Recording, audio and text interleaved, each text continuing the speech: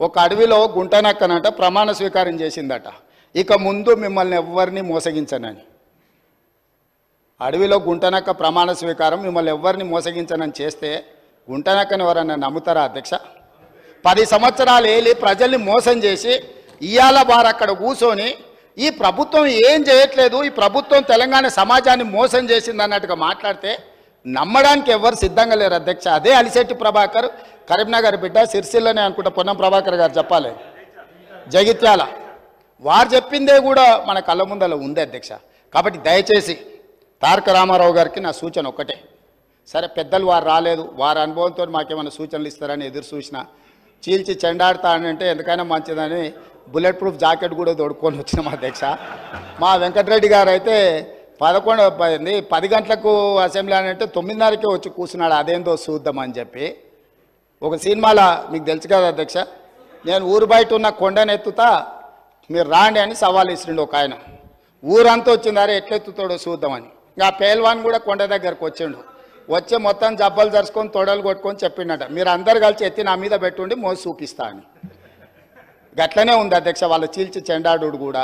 కాబట్టి దయచేసి ఇప్పటికైనా ప్రభుత్వం అధ్యక్ష, ఈ ప్రభుత్వం విధానపరమైన నిర్ణయాలు తీసుకుంటుంది, ఈ ప్రభుత్వం పాలసీలు తీసుకొస్తుంది, ఈ ప్రభుత్వం రైతు పాలసీ తీసుకొస్తుంది, అంటే వ్యవసాయ పాలసీ తీసుకొస్తుంది, ఈ ప్రభుత్వం స్పోర్ట్స్ పాలసీ తీసుకొస్తుంది, ఈ ప్రభుత్వం ఆర్టిఫిషియల్ ఇంటెలిజెన్స్కు సంబంధించిన పాలసీ తీసుకొస్తుంది, ఐటీ అండ్ ఇండస్ట్రీస్ పాలసీ తీసుకొస్తుంది ప్రభుత్వము, ఎనర్జీ పాలసీ తీసుకొస్తుంది ప్రభుత్వము. మేము తీసుకొచ్చే పాలసీలల్లా మీరు సలహాలు సూచనలు ఇవ్వండి. ధరణి మీద కూడా మేము పాలసీ తీసుకొస్తాం. ఇవాళనో రేపు మా రెవెన్యూ శాఖ మంత్రి గారు ఇప్పటి వరకు చేసిన ఎక్సర్సైజ్ అంతా ధరణి రిలేటెడ్ కూడా, దానికి సంబంధించి ఏమేమి విషయాలు పాలసీ మేము తీసుకురావాలనుకుంటున్నాం తప్పకుండా మా మంత్రి గారు చెప్తారు. వారు కూడా ఏమైనా సలహాలు సూచనల అనుభవం ఉంటే వారిని ఉపయోగించాల్సిందిగా 2 గంటలు తీసుకున్నారు అధ్యక్ష. 2 గంటలు సరిగ్గా 2 గంటలు మాట్లాడినారు.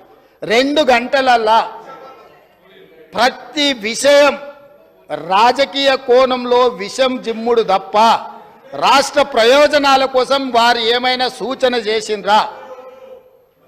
ఇట్లా ఉంటే ప్రజలు అక్కడ కూడా ఉండనియరు అధ్యక్ష. కాబట్టి ఇప్పటికైనా మన సూచనలు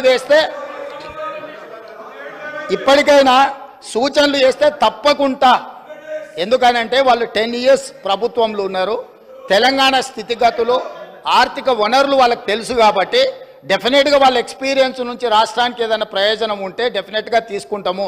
చివరిగా ఒకటే ఉదాహరణ, 95 నుంచి 2004 వరకు చంద్రబాబు నాయుడు గారు కొన్ని విధానాలు తీసుకొచ్చిండు. 2004లో కాంగ్రెస్ పార్టీ అధికారంలోకి వచ్చిన తర్వాత చంద్రబాబు నాయుడు గారి మీద కోపంతోనో ఇంకొకరి మీద కోపంతోనో ఆ విధానాలని మార్చలేదు అధ్యక్ష. వాటిని ఇంకా పెంపొందించి విస్తరించి ప్రణాళికబద్ధంగా దాని మీద మెరుగైన విధానాలు తీసుకొచ్చి అభివృద్ధి చేసింది కాబట్టి హైదరాబాద్కు మెట్రో వచ్చింది, హైదరాబాద్కు ఔటర్ రింగ్ రోడ్ వచ్చింది, హైదరాబాద్కి అంతర్జాతీయ ఎయిర్పోర్ట్ వచ్చింది, హైదరాబాద్కి ఐటీ కంపెనీలు వచ్చినాయి, హైదరాబాద్కు ఫార్మా కంపెనీలు వచ్చినాయి, హైదరాబాద్కి గోదావరి జలాలు వచ్చినాయి, హైదరాబాద్కి కృష్ణా జలాలు వచ్చినాయి అధ్యక్ష. వాళ్ళు నిజంగానే ఉపయోగపడే పాలసీ ఏదైనా తెస్తే కొనసాగించడానికి అభ్యంతరం లేదు.